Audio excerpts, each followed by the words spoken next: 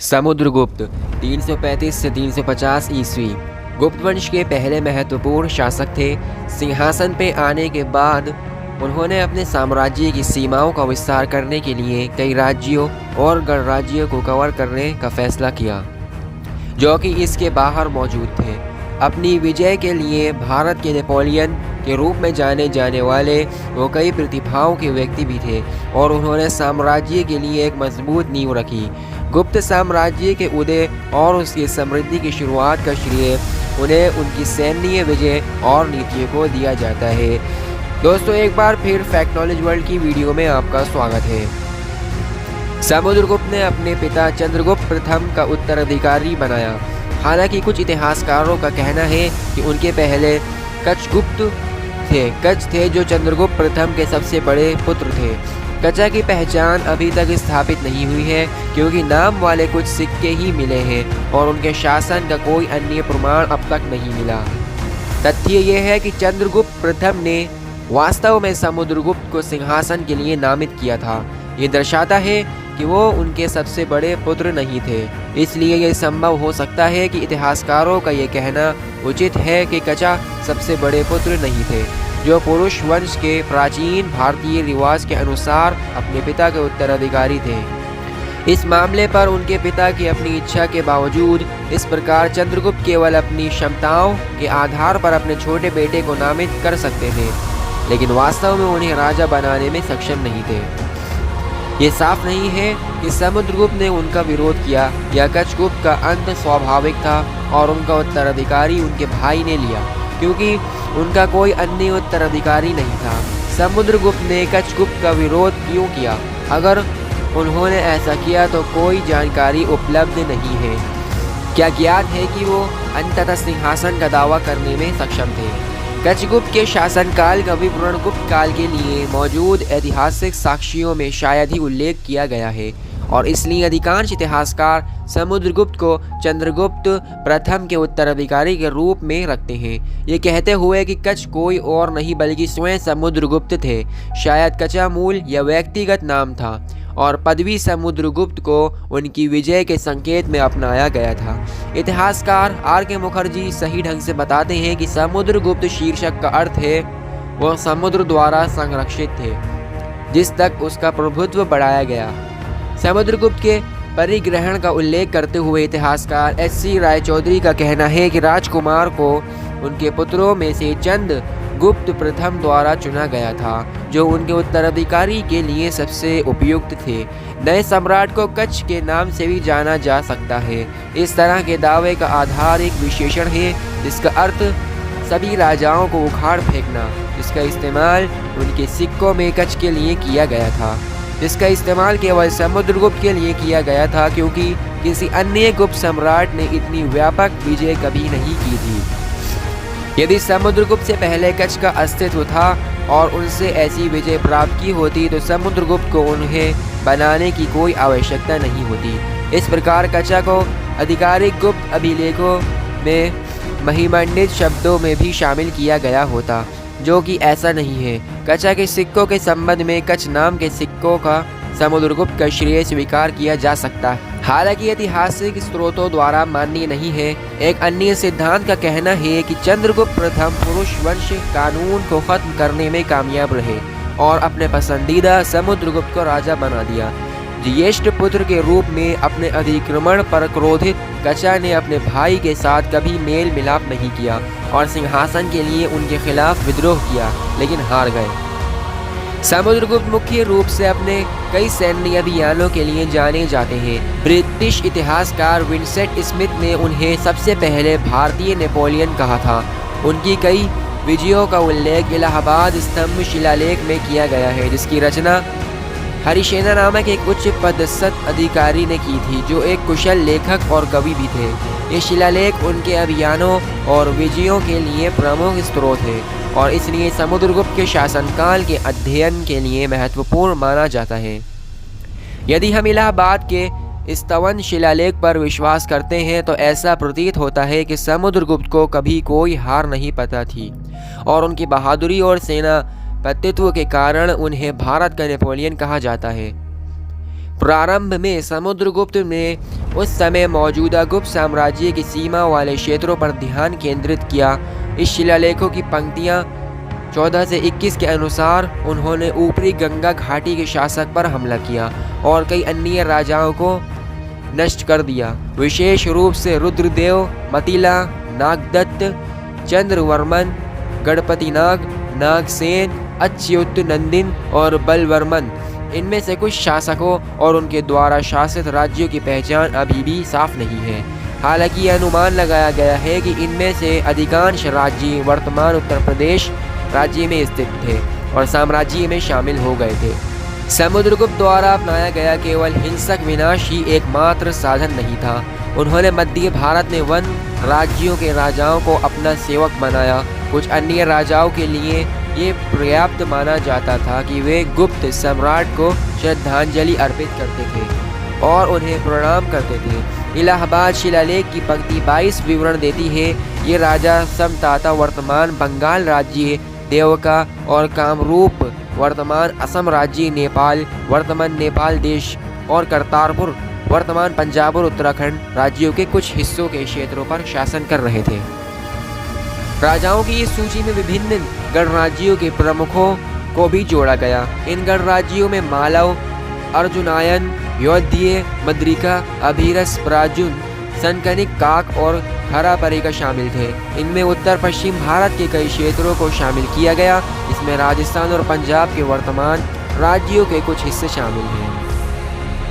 समुद्रगुप्त ने कई अन्य राजाओं को भी पकड़ लिया और रिहा कर दिया, जिनके नाम और राज्य 19 और 20 की पंक्तियों में दिए गए हैं। इनमें मध्य प्रदेश, उड़ीसा, आंध्र प्रदेश और तेलंगाना के वर्तमान राज्यों और भारत के पूर्वी और दक्षिण पूर्वी तटों के राजा शामिल थे।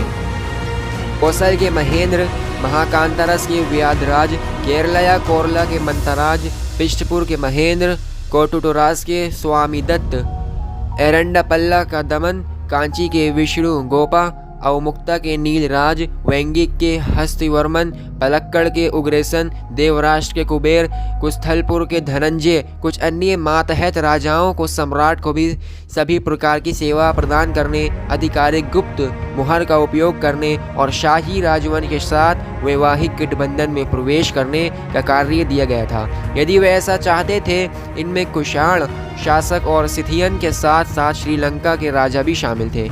आर्थिक परिस्थितियों द्वारा निर्देशित थी। उन्होंने महसूस किया कि वो अपनी राजधानी से एक विशाल साम्राज्य को सीधे नियंत्रित नहीं कर सकते थे और इसलिए उन राज्यों पर कब्जा करने पर ध्यान केंद्रित किया जो उनकी सीमाओं पर स्थित थे। बाकी के लिए केवल आधिपत्य और स्वीकृति की आवश्यकता थी, जबकि उनके अपने राजाओं को शासन और प्रशासन के मुद्दों से निपटने के लिए छोड़ दिया जाएगा। साथ ही अधीनस्थ होने के कारण वे गुप्तों के लिए चुनौतियों का निर्माण नहीं करेंगे।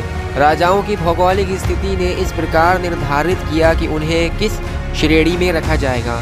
जैसा कि इतिहासकार राय चौधरी कहते हैं, उत्तर में उन्होंने प्रारंभिक मगध प्रकार के दिग्विजय या करवटार के विजेता की भूमिका निभाई, लेकिन दक्षिण में उन्होंने धर्म विजय या धार्मिक विजयता के महाकाव्य और कौटिल्य आदर्श का पालन किया। यानी उन्होंने राजाओं को हराया लेकिन उनके क्षेत्र पर कब्जा नहीं किया। उन्होंने भारत के उत्तर पूर्व में अपने दूरस्थ आधार से दक्षिण में इन दूर के क्षेत्रों पर प्रभावी नियंत्रण बनाए रखने के प्रयास की निर्भरता को महसूस किया होगा। इसलिए मौर्यों के विपरीत समुद्रगुप्त के अधीन गुप्त साम्राज्य के कई घटकों को सीधे नियंत्रित नहीं करते थे। इस प्रकार समुद्रगुप्त ने अपनी विजय के बावजूद एक अखिल भारतीय साम्राज्य का निर्माण नहीं किया। अपनी सैन्य शक्ति का उपयोग करते हुए उन्होंने इसके बजाय राजनीतिक तंत्र का निर्माण इस तरह से किया कि गुप्त आधिपत्य और सर्वोच्चता को अधिकांश उपमहाद्वीप पर स्वीकार किया जाने लगे और कई राज्यों और गणराज्यों ने खुद को गुप्त सम्राट के अधीनस्थ माना। समस्त को देखते हुए सामंतवाद तेजी से घुसपैठ कर रहे थे। ये शायद व्यापक साम्राज्य बनाने का सबसे अच्छा तरीका था। मौर्यों के अधीन प्रत्यक्ष नियंत्रण और एक केंद्रीकृत प्रणाली अब मान्य नहीं थी। बदली हुई परिस्थितियों में गुप्त अर्थव्यवस्था पर एकाधिकार नियंत्रण का प्रयोग करने की उम्मीद नहीं कर सकते थे और इसलिए एक विशाल सेना के साथ नौकरशाही साम्राज्य को चलाने के लिए आवश्यक विशाल संसाधन नहीं होते। तब सबसे अच्छा विचार ये था कि दुश्मन को कुचलने और उसे डराने के लिए पर्याप्त सैन्य शक्ति का निर्माण किया जाए। इस तरह से आधिपत्य प्राप्त करने में सक्षम समुद्रगुप्त का मानना था कि वो अपने साम्राज्य की समृद्धि होने के लिए आवश्यक शांति बना सकते हैं और रख सकते हैं। उनके उत्तराधिकार में समुद्रगुप्त के पास एक साम्राज्य था जिसमें मगध और उसके आसपास के क्षेत्र वर्तमान उत्तर प्रदेश और बंगाल के राज्यों में शामिल थे। उत्तर में इस साम्राज्य की सीमाएं हिमालय की तलहटी तक फैली हुई थी। कुछ पराजित राजाओं के प्रदेशों पर उनके कब्जे के कारण गुप्त साम्राज्य की सीमाओं का विस्तार हुआ। इस प्रकार पूर्व में मथुरा, पश्चिम में पद्मावती सहित गंगा यमुना घाटी गुप्त साम्राज्य में शामिल हो गई।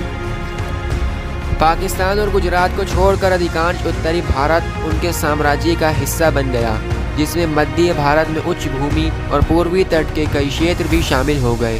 गुप्त साम्राज्य की सीमाओं को उन राज्यों द्वारा घेर लिया गया था जो गुप्त शासन के अधीन थे और इसकी प्रधानता को मान्यता देते थे। श्रीलंका के राजा और कुषाण और सीथियन राजाओं ने उनकी आधिपत्य की स्वीकार किया। दक्षिणी भारत के राजा हालांकि प्रत्यक्ष या अप्रत्यक्ष रूप से साम्राज्य का हिस्सा नहीं थे, सैन्य विजय के माध्यम से दीन या डरे हुए थे और इसलिए उन्हें साम्राज्य की शांति और समृद्धि के लिए किसी भी तरह का खतरा नहीं माना जाता था। समुद्रगुप्त और राजकुमारों को उनके पुत्र राजकुमार चंद्रगुप्त द्वितीय की तरह ही अतुल्य योद्धा माना जाता था। समुद्रगुप्त ने अपने सभी युद्धों और अभियानों में व्यक्तिगत रुचि ली, जो उनके मंत्रियों और सेनापतियों के विवेक पर नहीं छोड़े गए थे।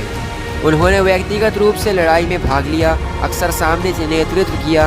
अपनी सभी विजयों को राजा ने अपने व्यक्तिगत नेतृत्व और एक सैनिक के रूप में अग्रिम पंक्ति में लड़ने से हासिल किया। शिलालेखों में कहा गया है कि वे अपनी व्यक्तिगत शक्ति पर बहुत अधिक निर्भर थे और वो एक निडर सेनानी थे जिन्होंने 100 युद्ध लड़े थे और उनके शरीर पर उनके निशान को सजावट और चमकती सुंदरता युद्ध के विभिन्न प्रकार के हथियारों के कारण समुद्रगुप्त शांति की कला के प्रति उतने ही समर्पित थे जितने कि युद्ध। वो एक महान संगीतकार थे और वीणा बजाते थे, एक भारतीय तार वाला वाद्य यंत्र जो वीणा या ल्यूट से मिलता जुलता था। बड़ी शिद्दत से वो एक उच्च बौद्धिक व्यक्ति और कुशल कवि थे।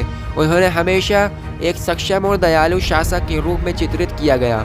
उन्होंने अपनी प्रजा विशेषकर गरीबों और निरीश्वरों के कल्याण की बहुत परवाह की। उन्होंने श्रीलंका के राजा को बोधगया में श्रीलंकाई तीर्थयात्रियों के लिए बौद्ध मठ और विश्राम गृह बनाने की अनुमति दी। समुद्रगुप्त के बारे में एक राजा और एक व्यक्ति दोनों के बारे में बहुत सारी जानकारी उनके सोने के सिक्कों के माध्यम से उपलब्ध कराई गई। उनके सिक्के एक योद्धा और एक शांतिप्रिय कलाकार के रूप में प्रासंगिक उपयुक्त उपाधियों के साथ उनका प्रतिनिधित्व करते हैं। उन्हें सम्राट द्वारा धारण की गई वस्तु या हथियार के अनुसार वर्गीकृत किया जाता है, यानी युद्ध कुल्हाड़ी, वीणा या धनुष के सिक्के पर दर्शाया गया जानवर यानी एक बाघ। समुद्रगुप्त के धनुर्धर और युद्ध के सिक्कों के प्रकार उनके शारीरिक कौशल का अनुमान लगाते थे, जबकि गीतकार प्रकार जो उन्हें वीणा बजाते हुए दिखाता है उनके व्यक्तित्व के एक पूरी तरह से अलग पहलू के प्रतिनिधित्व करते हैं। सम्राट द्वारा उपयोग की जाने वाली विभिन्न उपाधियों सिक्कों के माध्यम से ज्ञात हो गई हैं। इस प्रकार पराक्रमंका मानक प्रकार के सिक्कों के पीछे पाया जाता है। अपराजित तीरंदाज प्रकार पर कृति पराशु युद्ध पर कुल्हाड़ी प्रकार और व्याघ्र पराक्रम बाघ प्रकार के सिक्कों पर उन्हें अश्वमेध बलिदान करने के रूप में भी चित्रित किया गया है, जो परंपरागत रूप से प्राचीन भारतीय राजाओं द्वारा अपने कौशल और विजय को प्रदर्शित करने के लिए किया जाता था और इस प्रकार अन्य राजाओं पर उनका वर्चस्व था।